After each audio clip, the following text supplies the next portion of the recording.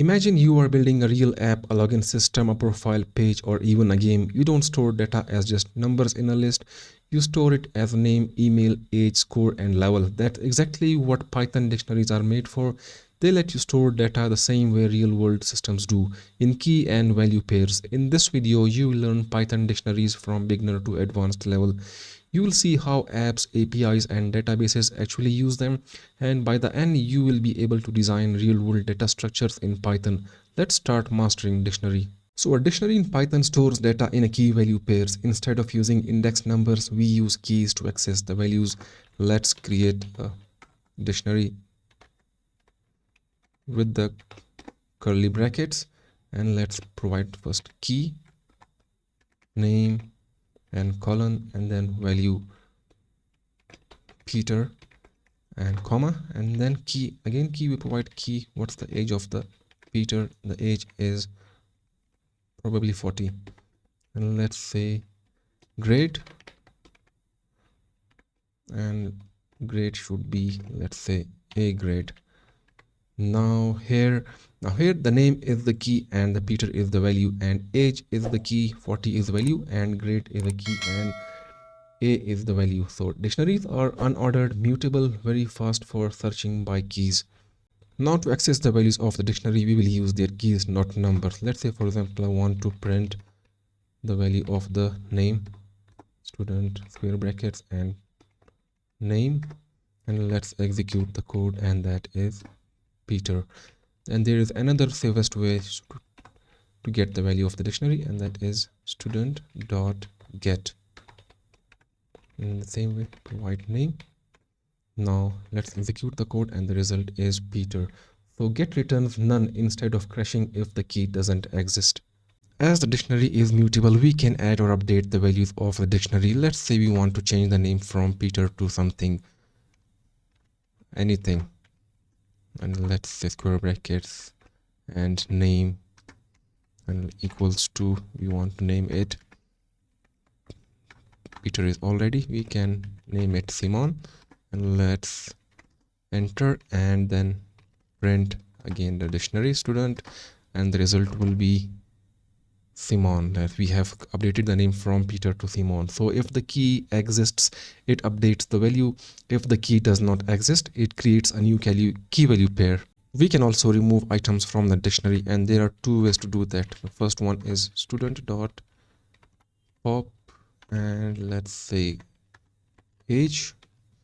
So the result will be 40 because pop removes a key and return its value. And there is another way to do that, and that is delete. So delete completely deletes the key from the dictionary. Let's say student and square brackets, then grade, and the result is nothing. We can also loop through a dictionary, and there are different ways to loop through a dictionary. Let's first create a dictionary. Let's say, for example, users.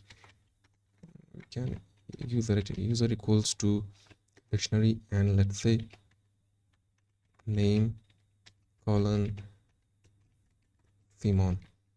Again Simon, no problem, and age is this times 25. Simon is 25 years old, and which country does Simon belongs to, and that can be USA. Now let's loop through a dictionary. So we can loop through a dictionary we can loop through keys. First, let's say for key in user, and print key. Let's execute the code, and keys are name, age, and country. We can loop through values. Let's say, for example, for value in user dot values,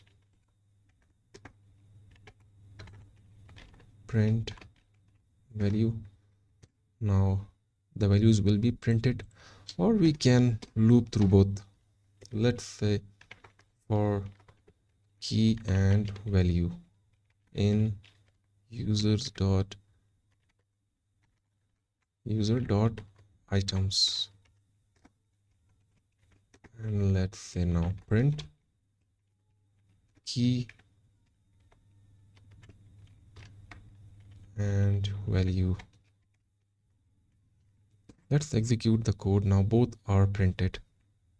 There are also important dictionary methods that gives you all keys, all values, and all pairs. Let's say, for example, I want to print all keys, then we will use user dot keys, and let's execute the code, and all the keys are printed.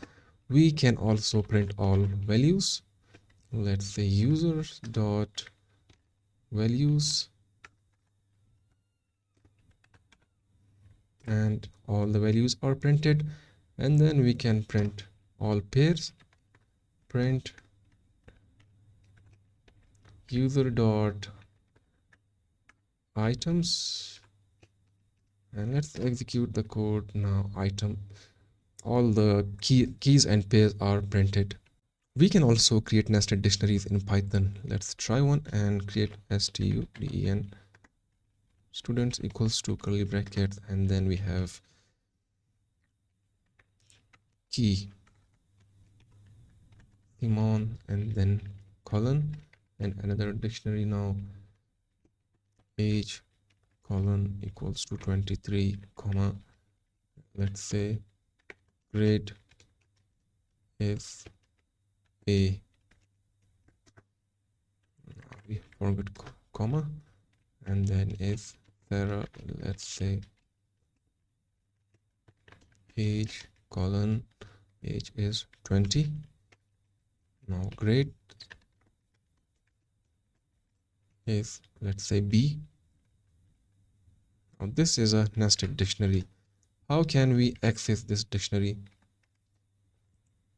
That is very simple. Let's say students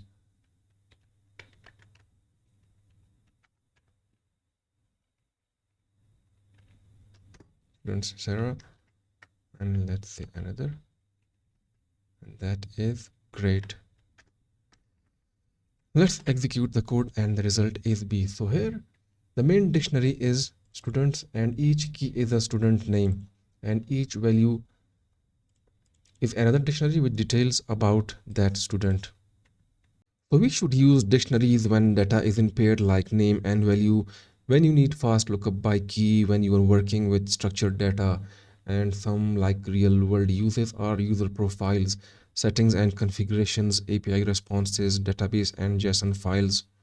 So let's try now real example of a dictionary. Let's first create an empty dictionary, and then we will ask users to enter information. For example, let's say user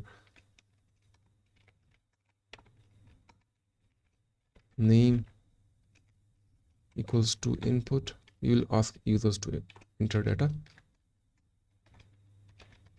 enter name,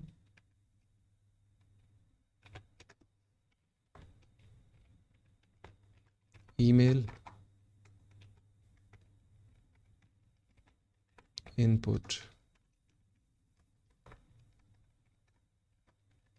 enter email, let's say user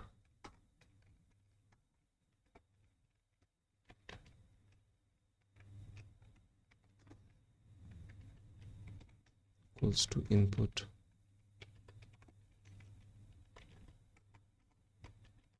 enter age, and then print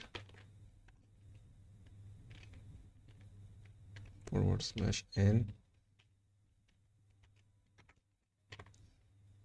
user profile. Now let's try for loop. K and V in user dot items, print K comma and V. Now let's execute the code, and the result is now user will be asked to enter the name. Let's say Simon, and email is like simon@gmail.com, and age is 23.